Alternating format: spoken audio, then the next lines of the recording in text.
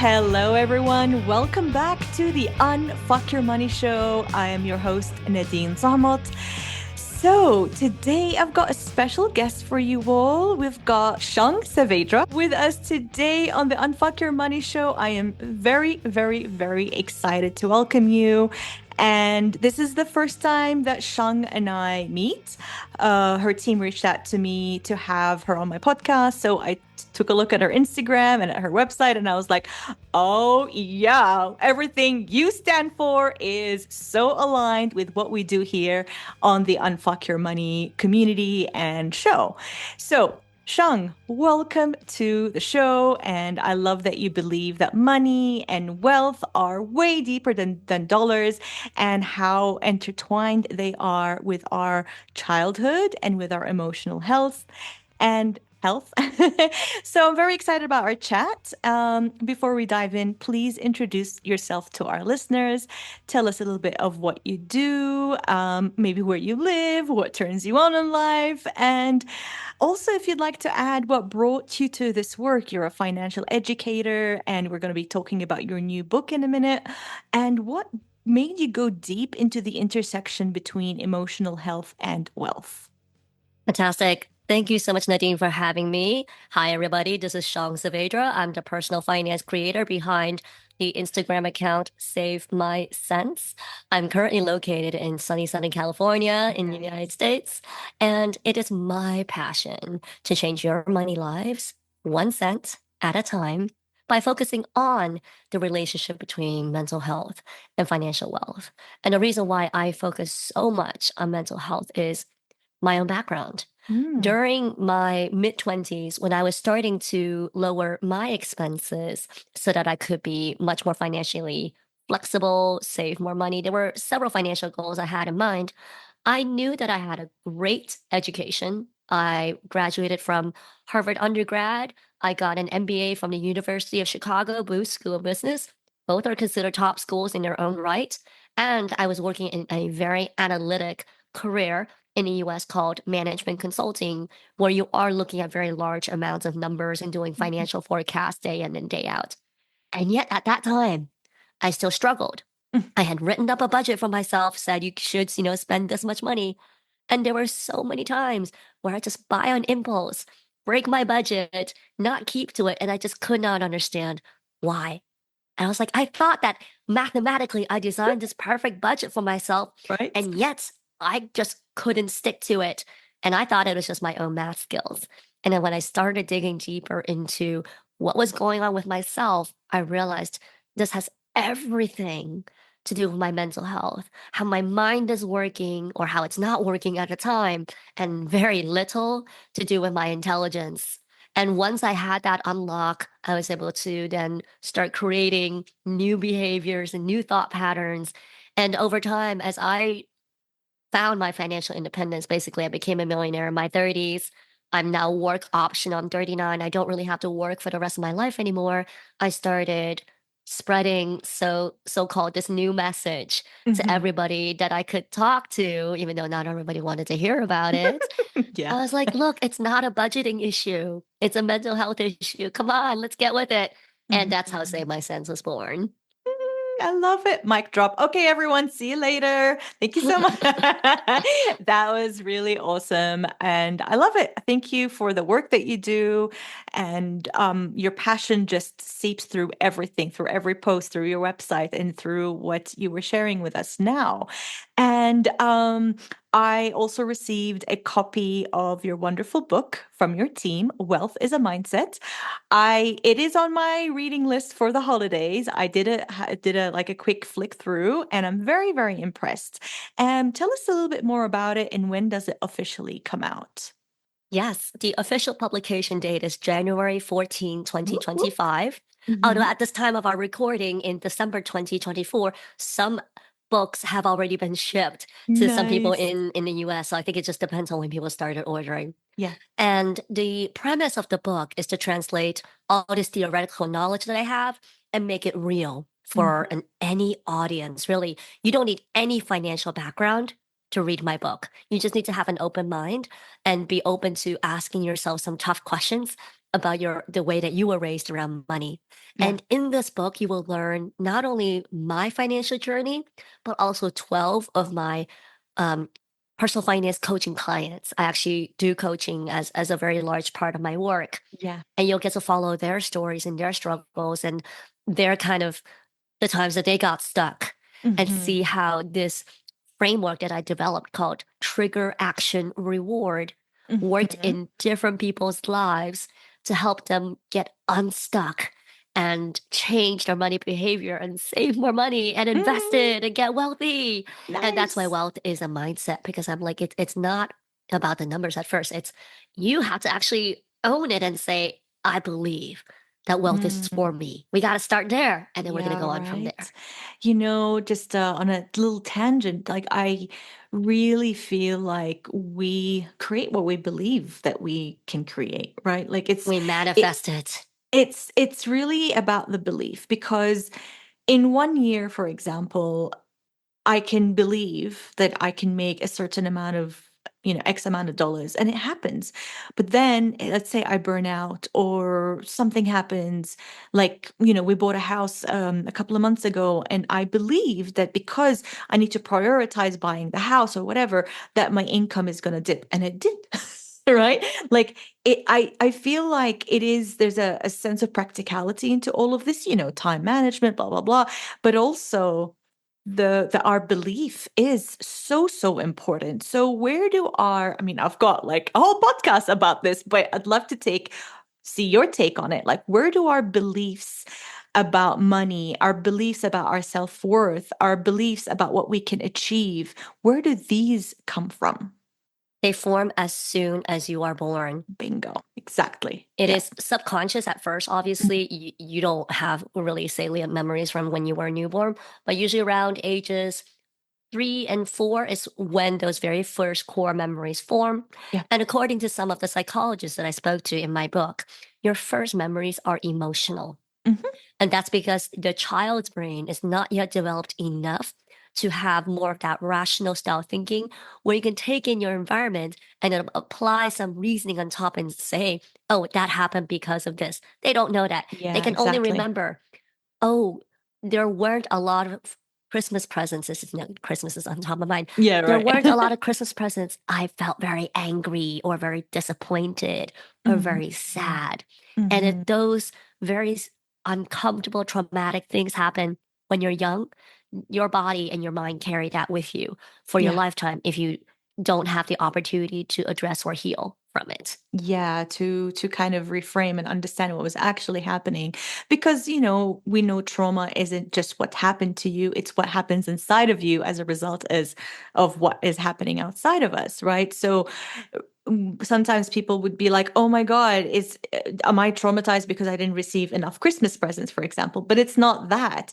It's the self comparison that happens. It's the energy that is happening around you. It's also, from a very young age, you understand the dynamics of money and the dynamics of worth and comparison, all that stuff that are so related to our survival, so related to our belonging. And without our caregivers, without our parents, without that, we cannot survive as children. So it's so interrelated. It's just like so interwoven in multiple layers. Which brings me to my next question. I don't personally have children, but what is, from your opinion, like what is the healthiest or best way to talk about money to children, whether it's our children or if we're around children? Yes. Make it as commonplace as discussing the weather. A lot of Mm. financial illiteracy that I Mhm. notice in adults happens because their parents never talked about money. They hid everything to the point where the lack of transparency made these clients of mine believe that money's either something that only rich people know something about or Mhm. that you need to learn it in school, which they don't because the Mhm. education system's not set up that way, or it must be really, really difficult. And none of those things are true. Yeah, none of these things are true. So I Yeah. teach it age appropriately. My children are 5 and 2. You might hear them in the background. I apologize. Oh, no The worries. 5-year-old knows how to add and subtract at this Mm. point. Mhm. So he knows what numbers stand for and that they have a value. So we can take him to the grocery store and say, how much do you think this loaf of bread costs? how much is this package of chicken? And he can read the numbers. And we also do give him relative signals. So, for example, if he's choosing between two different items, we'll ask him which one costs more, which one costs Mm-hmm. less. Mm-hmm. And we also started on his fifth birthday a very small allowance to Mm-hmm. allow him to see that he can assign roles to his money. We actually have three jars. The Mm-hmm. jars say give, save, and spend. So you can choose to Mm-hmm. donate to charity or gift something to somebody else, Mm-hmm. save for a future larger purchase, or Mm-hmm. spend as he would like today. And Mm-hmm. we just constantly work numbers and finances in age appropriate language day in and day out, so that my hope is that by the time my children are grown, they see that money management is a skill. It's a Mm-hmm. skill that you learn just like you learn how to clean your room, how to put on your clothes, how to cook. You get better and better at it over time. And if Malcolm Gladwell is correct in that it takes 10,000 hours to master a skill, then I'm going to start everybody early when it comes to Start personal them at finance. 1 year old. So, what about like financial discussions, right? Like, as children, I know I was very intuitive. I know I was very like I caught things, as kids, we're very intuitive. And what if parents have like a hairy money situation that they need to discuss? Like what, and the children are around or the children are in the house. How would you navigate that? How would people navigate that? In general, my husband and I keep all possibly emotional, contentious discussions out away from the children Got it. because we Okay. don't want them to see money in the beginning, at least, because children, again, they encode memories in an emotional way. Mhm. We don't want their first memories of money to be a bad emotion. I think that Mhm. they can learn about that later on in life. Mhm. Mhm. But if my husband and I have not aligned on something, we don't show that in front of the children. One of the key parenting concepts that I learned from other people with wisdom is that as parents, you stand as a united front on any Mhm. issue whatsoever.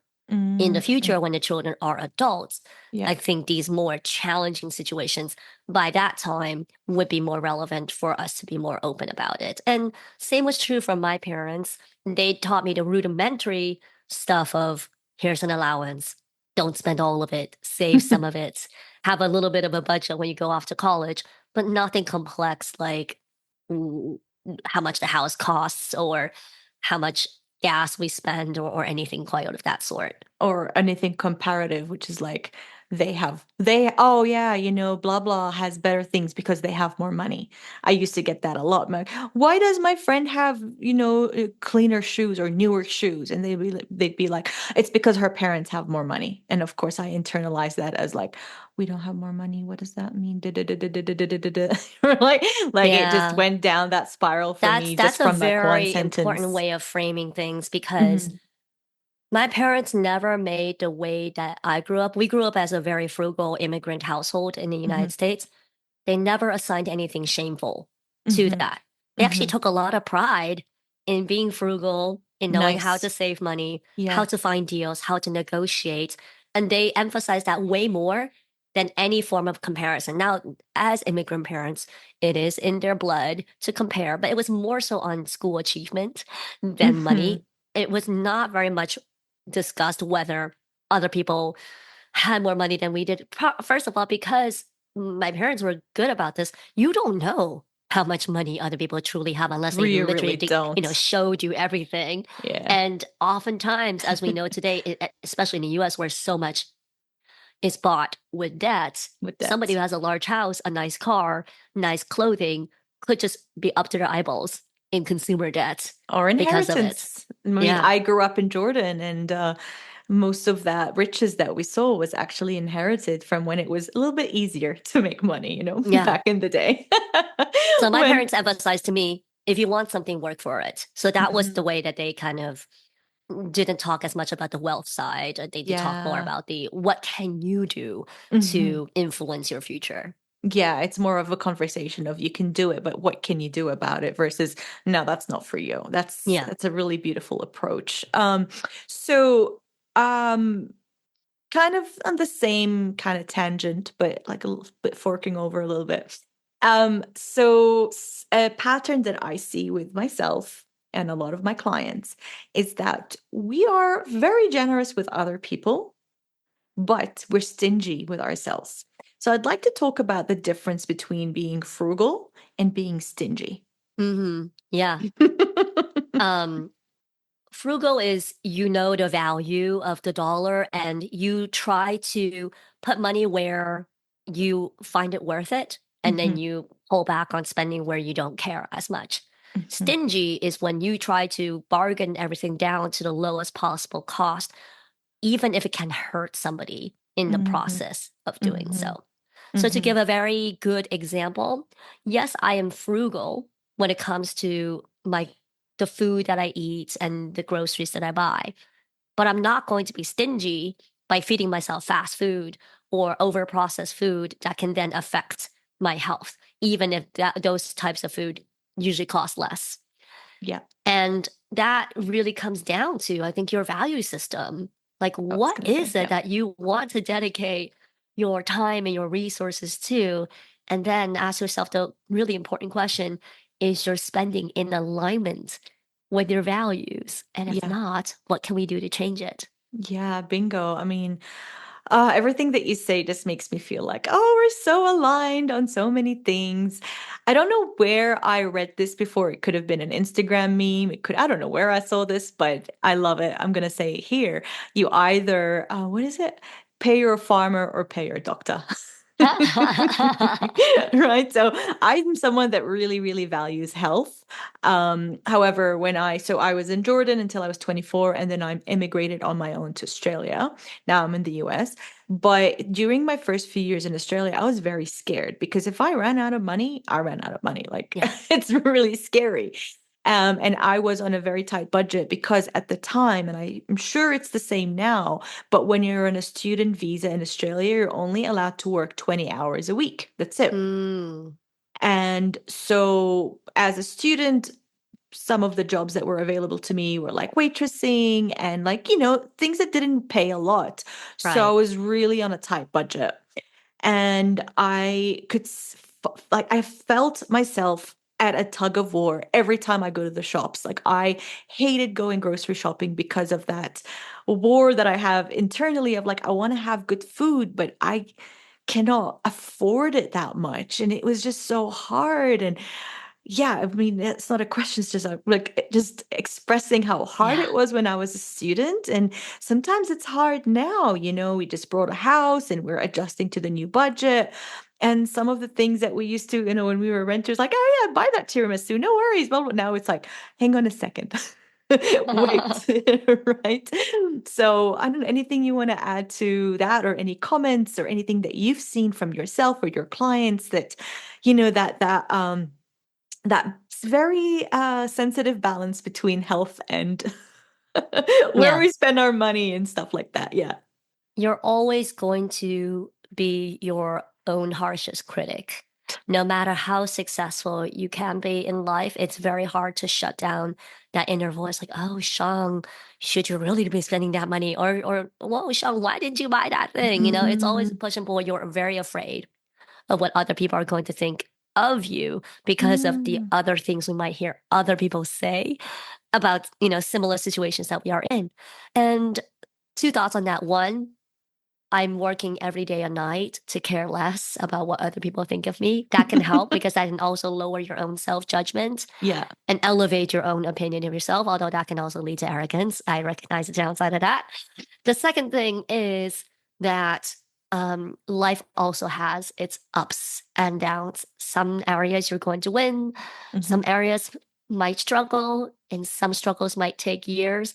And I think it's so important to forgive yourself every day and just give yourself credit for trying. Like you're Mhm. trying your best. You're doing things with the best amount of information and resources they have available. I think that's all anyone ever asks of us. Yeah. I wanted to keep that question until later, but it's just coming up for me now, and I'm going to go with my intuition.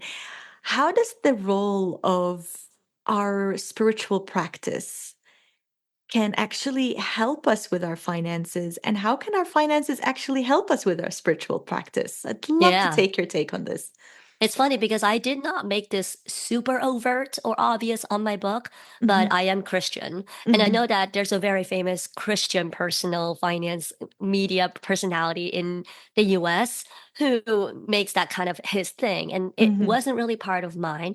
But the areas of what I believe that do come out in my money, first of all, I believe very much in the importance of charitable giving, Hmm. tithing, and Hmm. making sure that if I have access, think of others before yourself because now you have Yeah. access. You're not covering your basic needs anymore. Then the Yeah. second is in Christianity, you can't take away these things with you when you die. And so at Yeah, the same true. time, I do think a lot more about what's the legacy that I'm going to leave behind, what are the relationships that I've kept, and I focus more of my time now on maintaining good relationships with my family and my friends, and maybe less on my career because I was like, yeah, I can't really take my career with me when I die. And Hmm. then finally, what I find is freeing about my Christian faith is that actually, whatever money, whatever luck or talent I've been given is not mine, ultimately. It was gifted by God for Hmm. some reason. And so I often think of myself as God's portfolio manager. I'm like, however much money he chooses or chooses not to give me, I will be a portfolio manager and manage it on his behalf. And how would he like me to manage the portfolio? That's actually kind of freeing. It takes away the stress that I think I often put on myself for saying, okay, but do you think you're doing your best? I'm like, actually, no, that's not the right stress. It's just, do what God thinks is best. And that takes away some of the burden of decision making for me. And it also removes the need for me to feel like I have to guard everything with my life. Like it's again, it's like it's this whole thing of, yeah, it will go away. So don't worry too much about keeping it. Oh, I need a moment. I'm really emotional about this, and it's really beautiful what you shared. And I think we all need a moment here. Let's just take a breath. I love this. Oh my gosh. Oh my goodness. It's so beautiful. Whew. So, Shang, how long have you been on this journey of helping people with their finances? Yeah, explicitly helping others probably since 2017. That was when I became public with my blog. Mm-hmm. I mean, now it's not really the blog anymore, it's It's a social blog, no media. kidding. Yeah. Who blogs? No, you still got a blog. Um, and at that time, because I've been working my corporate or whatever jobs I had all the way up to 2022. So it Hmm. always been sort of more of a side thing. I didn't really charge too much money for it. But over time, I did develop courses and coaching techniques and even a proprietary forecast financial model for some of my more sophisticated clients. Hmm. But yeah, it started out just word of mouth, but then social media made it a lot bigger than I thought it Hmm. would be. So Nice.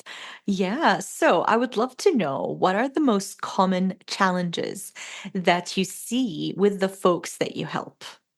one of the first questions I ask is actually what do people believe? They don't need to be diagnosed, but what do they believe there to be any presence of depression, anxiety, ADHD, mood disorders, or any other disorders that affect their brain? And Hmm. in fact, some people would say, I don't think I'm diagnosed, but I suspect I might have ADHD. Hmm. And that's really important information for me Hmm. because the types of decisions and analyses that you need to do as part of personal finance need to engage the prefrontal cortex of your Hmm. brain. Hmm. And many mental illnesses affect and reduce the function of that particular part of your brain first. Hmm. And so I know that if I am working with somebody who has mental disease, I actually want them to manage it, whether it is by medicine or by talk therapy or other methods.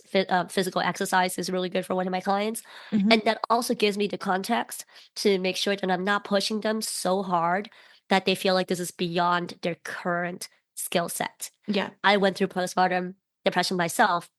I just functioned maybe at like what felt like 80% of my peak function in my Mhm. brain. Like they were just, my speed was slower, everything. So that's the first question. Yeah. And that actually addresses probably like half of the struggles that I work with.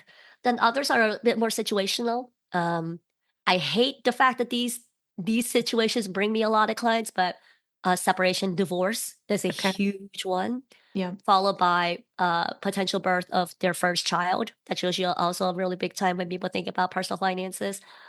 Death of a loved one Yeah. as well. And a positive one is actually a big promotion. Some people Mm-hmm. feel like, What do I oh, do with all that? they don't feel like they need financial advice until they make, the big bucks. Then they're going to reach out to somebody like me. Hang on. This is very important. So, there is a misconception. I'm sure you see it and I see it as well of like, I will only start worrying or like being concerned about my finances when I make X amount, Yeah, or I yeah, don't make enough to manage my finances. yeah. That is like a really big misconception in our industry because I believe that how are you going to manage $10,000 a month if you cannot manage $1,000 a month? What's your take on this? I think part of it is also the way that the traditional wealth management industry is structured Yeah. because they make their money as a percentage of how much money they manage.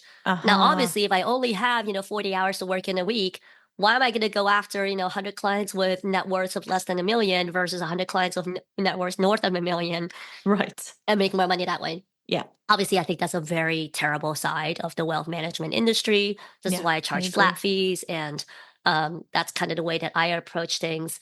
But also, I can understand because the less money that you make, there is a base amount of income you need to make in any geographical location that can then allow you to have excess money for leisure. Mm-hmm. If you make below and you're just trying to take care of basics, this was actually cited in one of the books that I cited in my book. It's called Scarcity. The book is Mm-hmm. called Scarcity. It was done by Mm-hmm. a Harvard and Princeton professor where they looked at people of low income and they're like, are they just less financially literate? It's not true. People who are paycheck to paycheck, they know how hard it is to make a dollar. Yeah. But because they literally do not have the mental bandwidth to think beyond putting a roof over their heads and Yeah. food on the table, it's called bandwidth poverty. They just don't have the time or the space in their minds to even get ahead, even plan ahead. Yeah. And that's why you're more likely to see that attitude as well amongst people who make lower income. Not saying that it's wrong. I'm just saying that that's the reality of the way that our brains are wired. It is, yeah. And that, you covered my next question which is what do you think is the root cause for the common challenges that we have with finances? And really it's like just to kind of paraphrase and summarize, it's our access to our prefrontal cortex because most of the people I deal with or I help, they have what we call money trauma or financial trauma. And just by definition, even though it's not very explicit in this definition, but when we are traumatized from money or by money, it not necessarily just from financially related past situations, just when money or anything that evokes a symbol of self-worth comes up, and we have trauma with it, we're no longer in our prefrontal cortex. We're in our fight or flight brain. We're in our emotional brain, right? Yeah, So when we don't have that access to the prefrontal cortex, we pretty much don't have choice, yeah. And right? also, you get re traumatized every time Every that time. point of trauma is brought up. So, even though Hmm. people are willing to go through private coaching with me, but then when Hmm. I start to collect their numbers, because I do need their numbers to do work with them, Of course. some people I have to give them a lot of space because they say it's really traumatizing for me to go through this. I have to be very gentle with them and say, I Hmm. know, I know this is the hardest part of the coaching is for you to give me your numbers, but trust me that once I receive them, I will take you, on a journey up from here. But I totally get it. Like sometimes most clients get their numbers back to me within 2 to 4 weeks. Some Hmm. people have taken up to a year Yeah, where I I believe just let you. the client sit. I'm like, I'm not setting a deadline on you. But Yeah. just try to get it back to me within this calendar year if you can.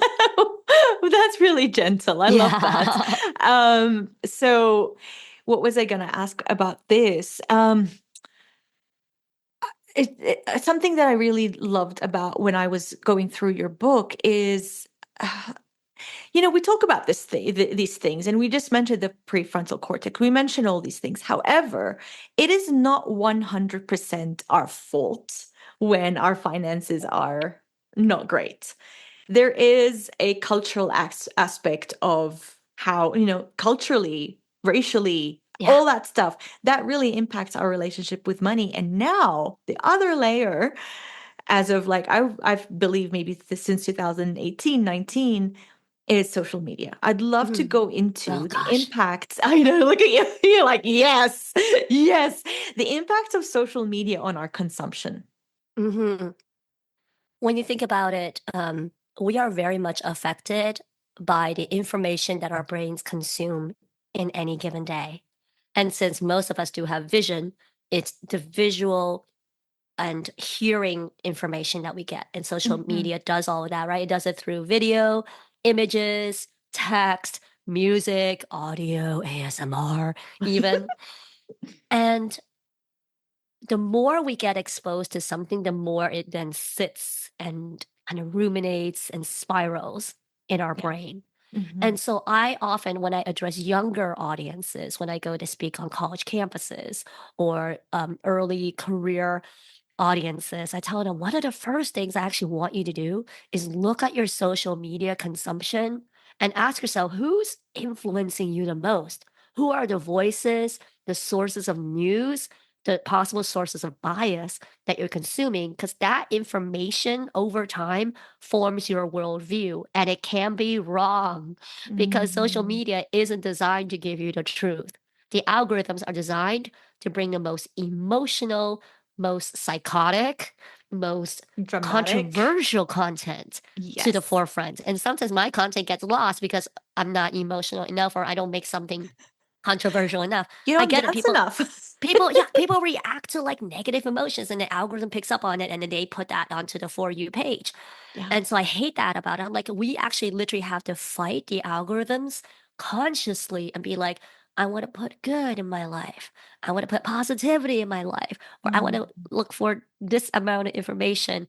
And I mean, as archaic as it sounds, I'm like, people, y'all got to go to the library.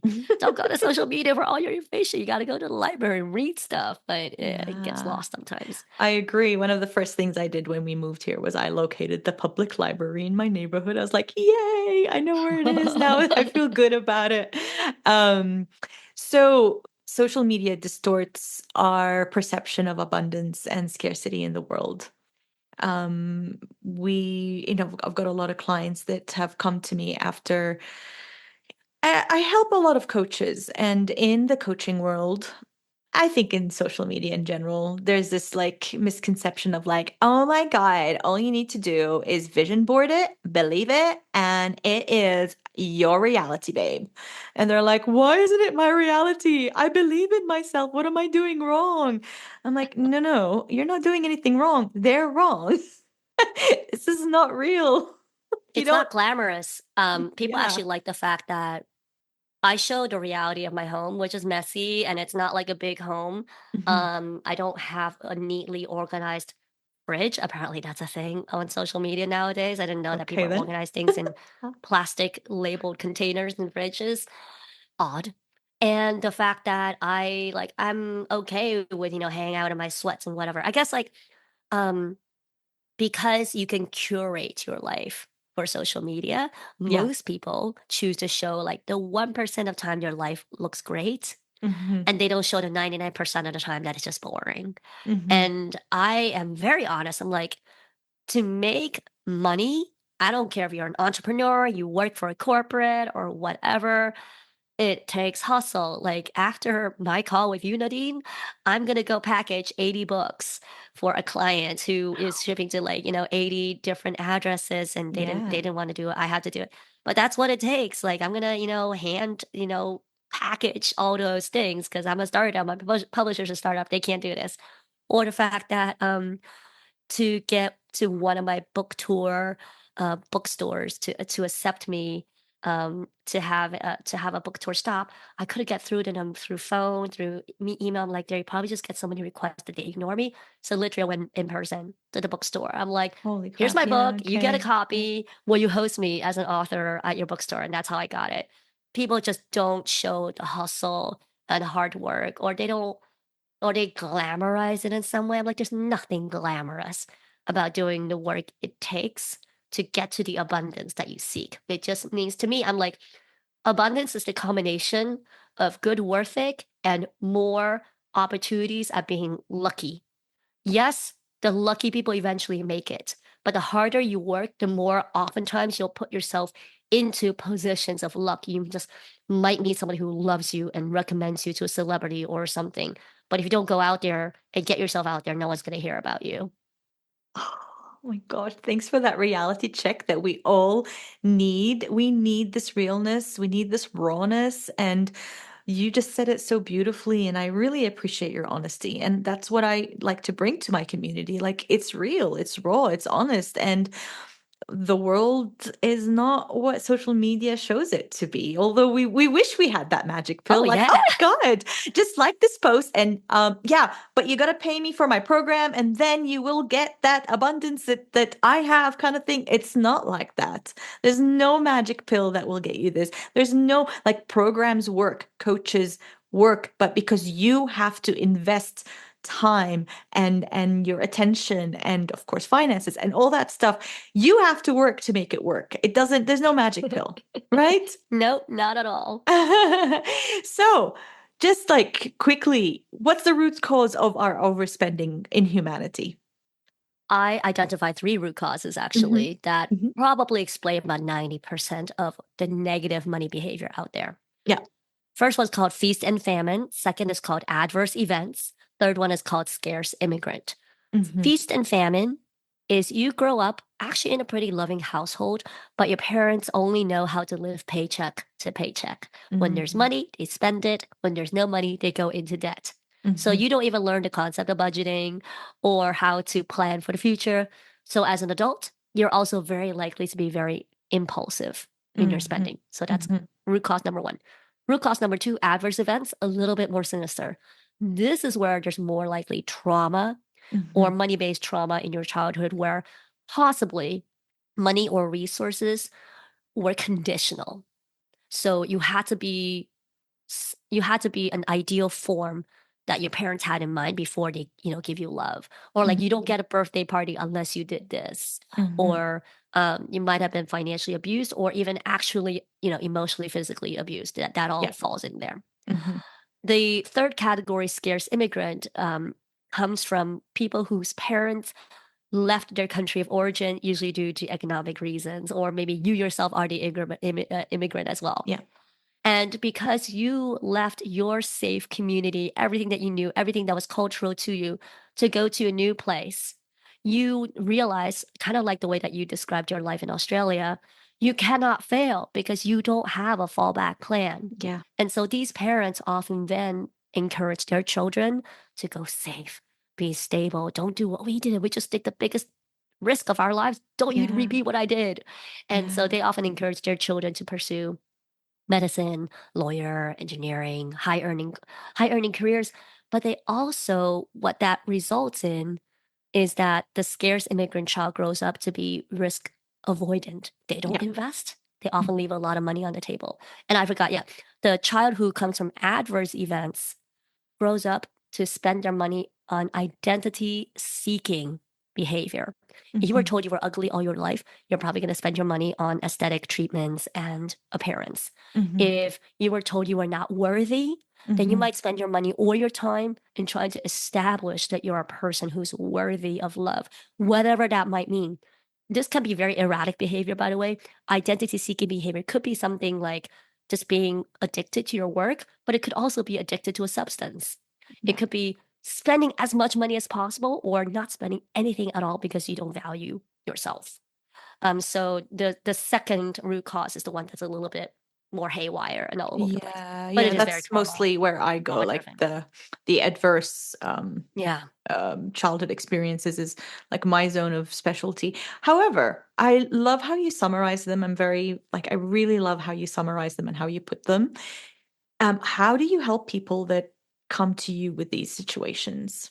Yeah, I first dig into their story because they could Mhm. represent one, two, or all three Of course, root right? Like it's causes. not only one. I wish it was that Exactly. simple. I know, I know.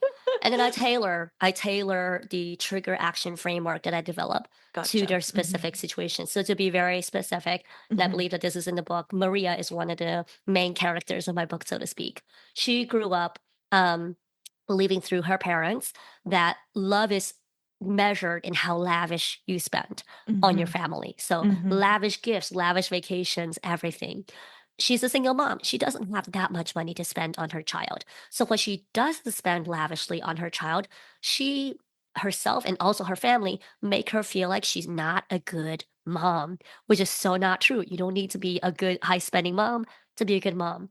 So I took that phrase that she shared with me and I said, every time you doubt that you're a good mother, to trigger, you don't think you're a good mother, instead of running straight to the action, which is you're going to spend on your child, your new action is to say, let's focus on having some quality, low cost time with my child because my child just needs me to be there. So she came up with new ideas like making a simple meal at home, playing at a playground nearby, or reading a book together. And because she develops an emotional bond with her child, which is so important in Much having a good deeper. parent child relationship, she eventually becomes a better mother over time and breaks the old cycle where her parents believe that the only way to show that you're a good parent is through money. Mm, I love your method. I'm so, so happy that this is recorded and everybody gets to listen. I know that my audience are going to love, love, love listening to your methodology. Now, let's move on to something else that I know that you really like to talk about, which is money and in relationships, in romantic partnerships. Yes. So, when do we start talking about money? Because I have to be honest, when I married my partner, I started to, I mean, I'm a money person from day one. So I started talking about money straight up. Like, I need to understand how you feel about money. I need to Yeah. understand your debt. I need to understand all these like practical things. I know it's not glamorous, it's not sexy, but I think it's sexy. Yeah. So what's your take on that? How early in dating do we start talking Yeah. about money? People are going to have different comfort levels on when to introduce money in dating, but I absolutely believe during dating you need to talk about it at some point. Like, Mhm. do not wait until marriage to talk Yeah. about money. That is too late, in my opinion, because I do deal with a lot of unfortunate divorces and separations that come as a result of people never talking about money. Yeah. As early as possible, but also to your own comfort. And you can introduce it in different ways at first. Like, maybe you don't even have to start with saying, "What do you think about money?" One of the very common questions that people usually ask is, "Oh, what do you do for work?" And I think that can be a very good way to start. It's like, "Oh, why did you choose this career? What does that mean to you? Where do you see yourself going?" And that Mhm, can at least give you a little bit of a preview of how this person thinks about the income in their lives and how that works out. mhm. Over time, because my husband and I just go Dutch on everything, so we kept a little spreadsheet of like who paid for which items. So eventually it should balance out. If it doesn't, then one of us, Venmos the other. Yeah. That actually showed me, oh, he does frequently log transactions. Okay, he is diligent about this, which I thought was fantastic. Another thing I like to do is go on at least an overnight trip with your significant other during dating. Mhm, One mhm. where you have to be stuck with each other for at least 24 hours together, Yeah. because then you have to make every decision together. You have to make decision on what do you want to do? Where do you want to eat? How much are you going to pay for it? Where are you going to stay? Are you going to drive? Are you going to fly? Like all these, on the go financial decisions show you sort of the thinking behind it because you're going to ask, oh, why do you want to do that? Why do you want to do this? I discovered early on the first vacation is with my husband. We both used credit card points to pay for our plane tickets. I was like, Ah, I found my match. yes. Yes. Ah, Somebody that's else who nice. uses credit card points. This is great. Um, and during engagement is I think when you really have to hit it hard, like Mm, okay. share your income, net worth, expenses. Those three things are Credit score? crucial. I asked for credit score straight away. We were engaged for 3 days. I mean, I have a very weird story, Gotcha, gotcha. but I also asked for credit score. I asked for these things and I asked for credit score, and I was very open to share mine. I needed to understand, like, what was I Sure. going to get myself into? Yeah. Well, I guess like for me, knowing what I knew about my husband, I wasn't concerned about the credit score because you could Gotcha. tell from the behavior that it wasn't going Mm, to be be a low one. So, So, what would you say are some red flags when you're dating mhm. someone? Financial red flags of when you're dating. Yeah. Secrecy. Number Mhm. one red flag is secrecy. They don't want to tell you something or they give you inconsistent information. It tells you that they're hiding something and hopefully not another secret family. Oh dear Lord, Oh no. gosh, no. But that can happen. Yeah, Usually secrecy either means cheating or something else. yeah. The second one I want to look out for is red flags that can actually lead to abusive relationships. The abuser in this situation often wants to lock you down very quickly and then they'll abuse you. So at first they'll actually be very charismatic, Mhm. very loving, almost too loving. Okay, The one thing you have to notice is they rush you towards marriage. okay. That's a big red flag is they want to rush you towards long-term commitment, either rushing you towards marriage or rushing you towards giving birth to a child. So they lock you in.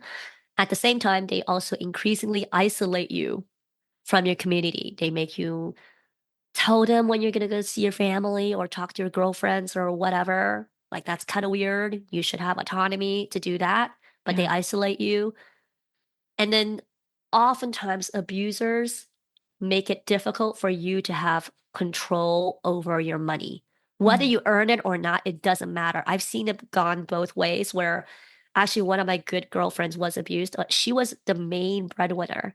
And on Mm. purpose, her abuser chose not to be employed, just made her work for the both of them. Oh. That's a form of abuse. The more common one is the one where the abuser tells you, don't work.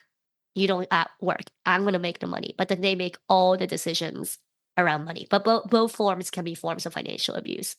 And unfortunately, the answer to all of these red flags is that you're not financially compatible and you need to leave.